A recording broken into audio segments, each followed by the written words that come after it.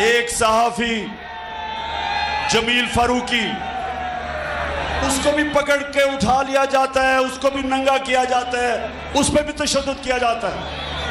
और फिर हमारा सिंध का ऑपोजिशन लीडर हलीम आदिल शेख, उसके ऊपर 27 FIR काटी जाती हैं। सिंध असेंबली का ऑपोजिशन लीडर, वो एक केस से निकलता है दूसरे में जेल में डाल देते हैं, उसके ऊपर तशद्दुद करते हैं। और जब सारी कौम ये जब तमाशा देखती है और इंसाफ मांगती है, तो ये नून लीग वाले कहते हैं कि इमरान खान को डिस्क्वालीफाई करना चाहिए। नून लीग वाले बड़े गौर से सुन लो, तुम ये जो कहते हो